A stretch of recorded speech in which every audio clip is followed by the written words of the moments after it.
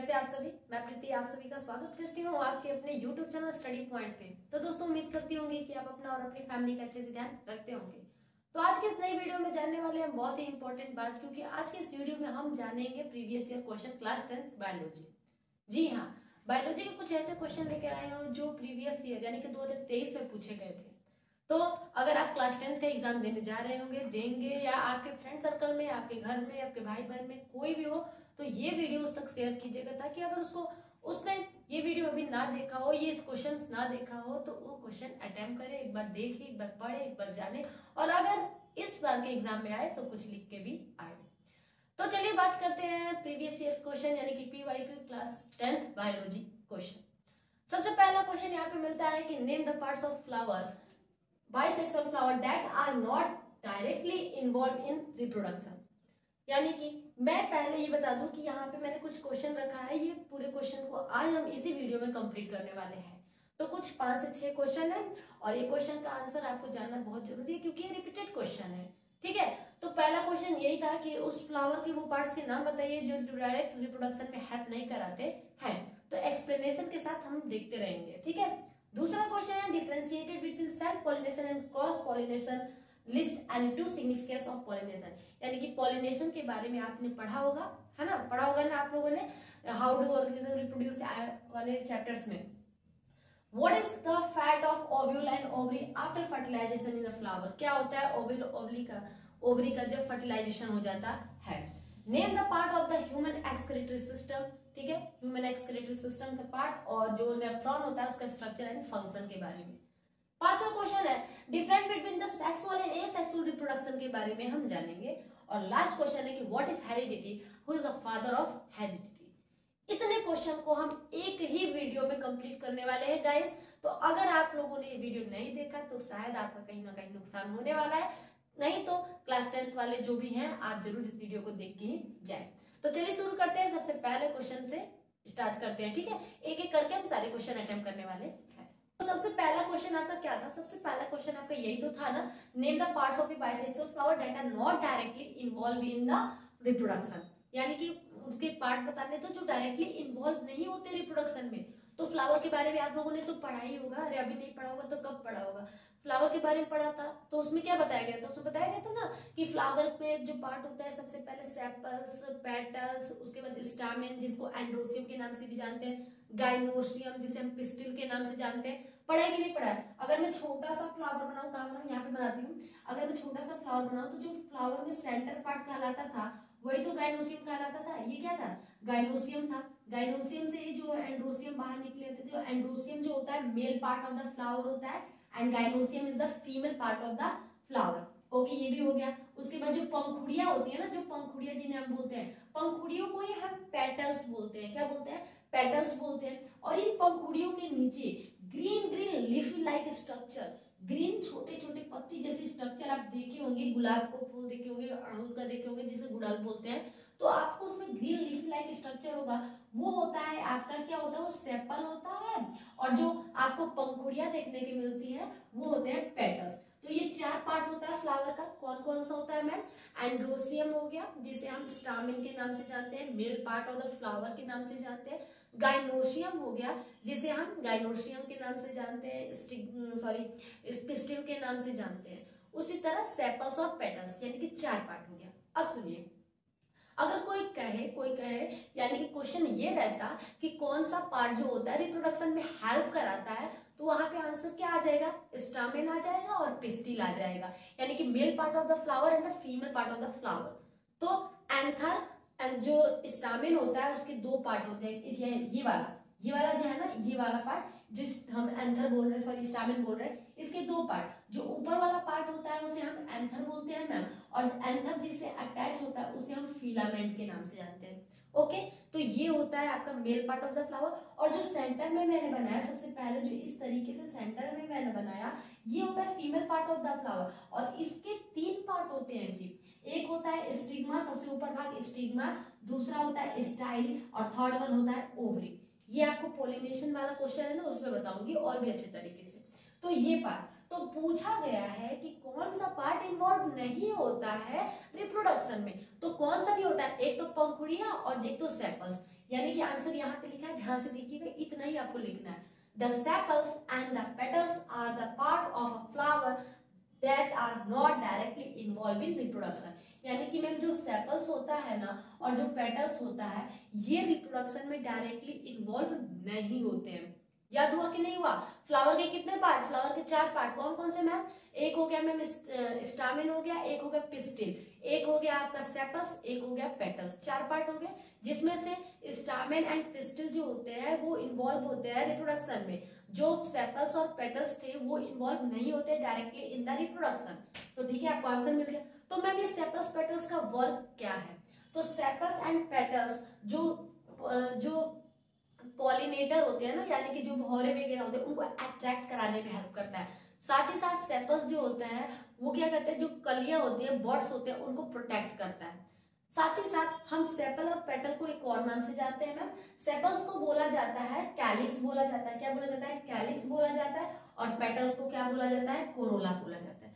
Group of sepals is called calyx and group of petal is called Corolla. तो ये था आपका पहला क्वेश्चन का पहला आंसर, जो बहुत ही अच्छे तरीके से और डिटेल में आपको बताया गया। तो चलिए बढ़ते हैं आप दूसरे क्वेश्चन के आंसर की तरफ। तो दूसरा क्वेश्चन क्या था? दूसरा क्वेश्चन यही था ना, differentiate between the cross and self pollination and significance, two significance of pollination. तो सबसे पहले व्हाट इज पॉलिनेशन? पॉलिनेशन क्या होता है मैम? तो पॉलिनेशन एक ऐसा प्रोसेस है जहां पे फ्लावर के मेल पार्ट के एंथर से पोलन ग्रेन निकलकर, मान लीजिए फ्लावर है, ये स्टामेन है, प्लांट का मेल पार्ट है, और इसके अपर वाले पार्ट को क्या बोलते थे हम? एंथर। एंथर में छोटे छोटे पोलन ग्रेन होते हैं, यानी कि एंथर से मैम पोलन ग्रेन निकलकर फीमेल पार्ट के स्टिग्मा स्टाइल ओवरी तक जाने के प्रोसेस को हम पॉलिनेशन कहते हैं। यही पॉलिनेशन 2 तरीके से होता है। कितने तरीके से होता है? 2 तरीके से होता है। एक होता है सेल्फ पॉलिनेशन और एक होता है क्रॉस पॉलिनेशन। सबसे पहले मैं सेल्फ बताऊंगी, यानी कि इस साइड वाला। दूसरा मैं सेल्फ क्रॉस बताऊंगी, यानी कि इस साइड वाला। तो सेल्फ मतलब क्या होता है मैम? खुद से, यानी कि जब कोई प्लांट अपने पोलन ग्रेन अपने ही प्लांट के फ्लावर पर गिरा दे और उसे पोलिनेट कर दे, तो वो होता है सेल्फ पॉलिनेशन। फॉर एग्जाम्पल, ध्यान से सुनिएगा, जैसे कि ये कोई फ्लावर है और कोई फ्लावरिंग प्लांट है। इस प्लांट के यहाँ पर फ्लावर में पोलन ग्रेन निकला और इसी प्लांट के दूसरे फ्लावर को पॉलिनेट कर दिया, यानी कि अपने ही प्लांट के फ्लावर को पॉलिनेट करने का प्रोसेस ही सेल्फ पॉलिनेशन कहलाता है। देखिए क्या लिखा गया है, self pollination occurs when pollen is transferred from the anther to the stigma, anther से स्टिग्मा तक, of the same flower on the same plant.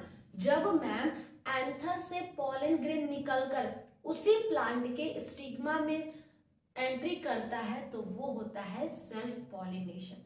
I hope कि आपको समझ में आया होगा। क्रॉस पॉलिनेशन क्या होता है? तो क्रॉस पॉलिनेशन में ऐसा नहीं होता है। क्रॉस पॉलिनेशन में जब एक प्लांट दूसरे प्लांट के फ्लावर को पॉलिनेट करता है, उसे हम क्रॉस पॉलिनेशन कहते हैं। वो क्या होता है देखते हैं, यहाँ पे ना पढ़ते हैं। The process of transferring pollen from anther of one flower to another flower on the different plant of the same species।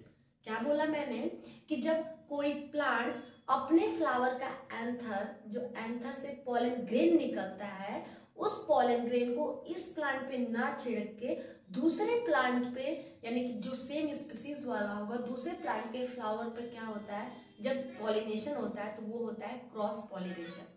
Cross pollination कई तरीके से माना जाता है, देखा जाता है, जाना जाता है। विंड के माध्यम से, यानी कि हवाओं के द्वारा जब पोलन ग्रेन उड़ाकर उसके दूसरे प्लांट के सेम स्पीसीज पर ले जाए, तो वो होता है विंड पॉलिनेशन।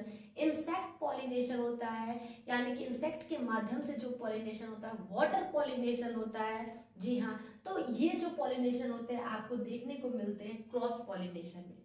सिग्निफिकेंस देख लेते हैं कि सिग्निफिकेंस क्या कह रहा है। तो सिग्निफिकेंस कह रहा है कि transfer, first significance transfer trade. Transfer trade, trade का अर्थ जानते हो आप हेरिडिटी चैप्टर में पढ़े होंगे कि ट्रेड का मतलब मैम होता है कैरेक्टर। क्या होता है फ्रेंड्स? कैरेक्टर। जी हाँ, तो जो कैरेक्टर होगा उस प्लांट का, वो सेम स्पीसीज में ट्रांसफर किया जाएगा, कैरेक्टर हुआ। Produce seed and fruit, seed और फ्रूट का फॉर्मेशन, सपोर्ट फूड प्रोडक्शन। मेरे को एक क्वेश्चन का आंसर दीजिए, ठीक है, क्या कि आप बताइए कि क्रॉस पॉलिनेशन अच्छा होगा कि सेल्फ पॉलिनेशन? Cross pollination. क्यों मैम? क्योंकि क्रॉस पॉलिनेशन में जब डिफरेंट डिफरेंट ट्रैट होंगे तो नए नए जो आपके फ्लावर जर्मिनेट होंगे, नए नए कैरेक्टर देखने को मिलेंगे, तो क्रॉस। अब सेल्फ हो रहा है, खुद से खुद को पॉलिनेट कर, तो उसमें तो कोई अनदर कैरेक्टर आएगा नहीं, तो इसीलिए जो सेल्फ नहीं, क्रॉस पॉलिनेशन ज्यादा बेहतर होता है। तो चलिए अगले क्वेश्चन पे हम चलते हैं। अगला छोटा सा और प्यारा सा क्वेश्चन क्या है? What is the fate of ovule and ovary after fertilization in a flower? Friends, आप एक चीज और याद करिएगा अपने इस सिलेबस से related, post fertilization and pre fertilization in flower, यानी कि फ्लावर में पोस्ट फर्टिलाइजेशन और प्री फर्टिलाइजेशन घटना जरूर पड़ेगा। इवेंट जो आपके बुक में दिया गया है, एनसीईआरटी में देखिएगा, ठीक है, तो आपको मिलेगा, तो वो जरूर एक बार पढ़ के जाइएगा, पोस्ट एंड प्री फर्टिलाइजेशन। और हाँ, जितने भी क्वेश्चन करा रही हूँ उससे रिलेटेड जितनी भी वीडियो हैं जो मेरे द्वारा ही बनाई गई हैं, वो वीडियो मैं डिस्क्रिप्शन बॉक्स में ऐड कर दूंगी। तो आप डिस्क्रिप्शन बॉक्स में अगर कोई वीडियो यानी कोई टॉपिक जैसे पॉलिनेशन हो गया, जैसे कि फर्टिलाइजेशन या अनदर जो भी हेरिडिटी सब कुछ है, प्लेलिस्ट में जाएंगे मिल जाएगा, या फिर मैं डिस्क्रिप्शन में उसका लिंक ऐड कर दूंगी, आप चाहे तो देख लीजिएगा। तो चलिए क्वेश्चन देखते हैं कि क्या कह रहा है कि ओव्यूल और ओवरी पोस्ट फर्टिलाइजेशन के बाद किस में डेवलप हो जाते हैं, ठीक है, चेंज किस में हो जाते हैं? फेट का मतलब है यहाँ पे सीड में, ठीक है। तो सुनिए, जो हमारा after fertilization in a flower, तो ओव्यूल जो होता है, जो ओव्यूल ओवरी के अंदर ओव्यूल होता है, ठीक है, ओवरी के अंदर ओव्यूल का फॉर्मेशन होता है, तो ओव्यूल चेंज हो जाता है मैम सीड में। किस में चेंज हो जाता है मैम? याद रखिएगा, ओव्यूल चेंज हो गया, किस में चेंज हो गया? आपका सीड में चेंज हो जाता है। और ओवरी किस में मैम चेंज हो जाती है? तो ओवरी चेंज हो जाती है फ्रूट में। जी हाँ, यही है इस क्वेश्चन का आंसर कि जो हमारा ओव्यूल और ओवरी फर्टिलाइजेशन के बाद किस में चेंज हो जाते हैं? तो सीड और फ्रूट में। ओके, ठीक है, अगले क्वेश्चन पे हम चलते हैं। हाँ, तो अगला क्वेश्चन क्या है? अगला क्वेश्चन यही है कि what is different between asexual and sexual reproduction. ठीक है, तो आप लोगों ने पढ़ा हाउ डू ऑर्गेनिज्म रिप्रोड्यूस वाले चैप्टर में कि सेक्सुअल और एसेक्सुअल क्या होता है। ठीक है, वैसे तो बताने के लिए बहुत कुछ है, तो अगर बहुत कुछ जानना होगा तो नीचे डिस्क्रिप्शन में जो वीडियो दी होगी उसको जरूर देखिएगा। अभी यहाँ पे हम इतना ही समझ लेते हैं जो हमको काम का है। तो एसेक्सुअल क्या होता है और सेक्सुअल क्या होता है? सबसे पहले बता दूं, एसेक्सुअल ह्यूमन एनिमल्स में नहीं होते हैं। एसेक्सुअल जो होते हैं प्लांट्स वगैरह में, यूनिसेलुलर ऑर्गेनिज्म वगैरह में होते हैं, लेकिन जो एनिमल में होते हैं वो बाइसेक्सुअल ही होता, सॉरी सेक्सुअल रिप्रोडक्शन ही होता है। ठीक है, तो याद रखिएगा एसेक्सुअल कभी भी ह्यूमन नहीं कर सकता है। क्यों? क्योंकि सबसे पहला पॉइंट क्या दिया है, ध्यान से समझिएगा, asexual reproduction involve one parent, यानी कि एसेक्सुअल रिप्रोडक्शन करने के लिए केवल सिंगल पेरेंट की आवश्यकता होती है, या तो वो मेल हो या तो वो फीमेल हो। यहाँ पे मेल और फीमेल को आपस में एक साथ मेट करने की आवश्यकता नहीं होती है, तो वो होता है एसेक्सुअल रिप्रोडक्शन। अगर वही बात करूं मैं सेक्सुअल रिप्रोडक्शन की, तो सेक्सुअल रिप्रोडक्शन में मेल और फीमेल का एक साथ होना, इंटरकोर्स करना जरूरी होता है, तभी जाके वो एक बच्चे को जन्म देते हैं। यानी कि क्या लिखा गया है, sexual reproduction involve two parents. Okay, sexual reproduction में कितने पेरेंट्स इन्वॉल्व होते हैं? टू पेरेंट्स होते हैं, one is the male and second one is the female. लेकिन जो हमारा एसेक्सुअल रिप्रोडक्शन है, एसेक्सुअल रिप्रोडक्शन में only the single parents present होता है। सेकंड पॉइंट क्या कह रहा है, of spring. You know the meaning of spring? Of spring का अर्थ होता है बच्चे। ओके, यानी कि एक हमारे बायोलॉजी टर्म में ऑफ स्प्रिंग के नाम से जानते हैं, जिसके अर्थ होता है बच्चे। ओके, तो offspring are genetically identical to the parents, यानी कि जेनेटिक फॉर्म से जो पेरेंट्स होते हैं हूबहू पेरेंट्स के जैसे दिखाई देते हैं। ठीक है, जैसे कि आप गुलाब का पौधा लगाते हो, तो गुलाब का पौधा जैसा लगाते हो वैसा सेम डिक्टो गुलाब का पौधा निकलता है ना, तो वो होता है आपका, क्या होता है, वो जेनेटिकली आइडेंटिकल होते हैं। बट जो सेक्सुअल रिप्रोडक्शन होता है उसमें ऑफ स्प्रिंग के पास दो कैरेक्टर मिलते हैं फ्रॉम बोथ पेरेंट्स, यानी कि ma'am of spring have genetic and physical trait मतलब ये बताया ना कैरेक्टर फ्रॉम बोथ पेरेंट्स, दोनों पेरेंट्स के कैरेक्टर जो होते हैं इन्वॉल्व होते हैं। इसीलिए हम अपने मम्मी पापा से थोड़े डिफर होते हैं, ठीक है। कुछ पार्ट्स जो कुछ अंश जो होता है, जैसे नहीं बोलते कि उसका चेहरा उसकी मम्मी से मिल रहा है, वो फलाने का लड़का है, फलाने की लड़की, ऐसा लोग आपको देख के बता सकते हैं, तो वो हमारे जेनेटिक के कारण ही होता है। तीसरा है cell divide. Cell divide to produce offspring. इसमें सेल का डिवीजन होता है और डिवीजन करके अपने जैसे बच्चे बनाते हैं। तो इस डिवीजन वाले प्रोसेस को माइटोसिस के नाम से जानते हैं। क्या बोलते हैं हम? माइटोसिस। लेकिन क्या हमारे शरीर में कोई डिवीजन होता है क्या तब जाके बच्चे बनते हैं? नहीं। हमारे शरीर में रिप्रोडक्शन होता है, फर्टिलाइजेशन होता है टू गैमेट का। गैमेट का मतलब क्या होता है? जो मेल में स्पर्म बनता है और फीमेल में एग बनता है। जब मेल का स्पर्म फीमेल के एग से कांटेक्ट होता है तो जाके फर्टिलाइजेशन होता है और 9 मंथ के बाद एक बेबी का डिलीवरी होता है। तो two gamete sperm egg and combine to form a zygote. तो जाइगोट बनाते हैं। जब स्पर्म और एग आपस में कांटेक्ट होते हैं तो जाइगोट बोलते हैं उस वर्ड को, zygote. This process is called fertilization. और हमारे इस प्रोसेस को क्या कहा जाता है? फर्टिलाइजेशन कहा जाता है फर्टिलाइजेशन, ठीक है। एसेक्सुअल का एग्जांपल मैम क्या हो गया? तो एसेक्सुअल का एग्जांपल ईस्ट होता है, potato east. You know east का यूज बेकरी में किया जाता है, केक बनाने, पावरोटी बनाने, ब्रेड बनाने में किया जाता है। ईस्ट का साइंटिफिक नेम होता है सैक्रोमाइसिस सर्वाइसिस, याद रखिएगा, ठीक है। ईस्ट जो होता है यूनिसेलुलर है, तो ये ईस्ट का यूज किया जाता है एसेक्सुअल रिप्रोडक्शन में। जबकि सेक्सुअल में मैंने पहले ही बताया एनिमल और ह्यूमन जो होते हैं, यहाँ माना कि एनिमल में ही ह्यूमन आते हैं, लिखना वैसे सही नहीं था लेकिन आपको समझने के लिए मैंने ह्यूमन अलग से लिखा और एनिमल अलग से लिखा। तो हो गया। अभी जो दो क्वेश्चन आई थिंक बचे हुए हैं, ये 2 क्वेश्चन और उनके साथ और भी क्वेश्चन नेक्स्ट वीडियो में मैं करा दूंगी, ठीक है। तो प्रीवियस ईयर क्वेश्चन को सबसे पहले आपको देखना जरूरी होता है, क्योंकि प्रीवियस ईयर पे ही आधारित होता है आपका जो ये क्वेश्चन पेपर आने वाला होगा। कम से कम 50 नहीं तो अगर मैं बात करूँ तो 40% तो मिल ही जाता है, ठीक है। तो आई होप कि आपकी तैयारी बहुत अच्छे से चली रही होगी और आने वाले दिनों में आप एग्जाम देंगे। भगवान से दुआ है कि आपका एग्जाम अच्छा हो और आपकी मेहनत रंग लाए, ठीक है, ताकि आप अपने माँ बाप का, अपने पेरेंट्स का, अपने टीचर्स का, अपने से जुड़े हुए उन हर एक शख्स का जिससे आपको मिलकर खुशी होती है, जिनको आपसे मिलकर खुशी होती है, तो उनका नाम रोशन करें, ठीक है। तो चलिए मिलते हैं अपने नेक्स्ट वीडियो में और ऐसे ही प्रीवियस ईयर क्वेश्चन लेकर आऊंगी, तो देखना ना भूलिएगा। तब तक के लिए बाय बाय, टाटा।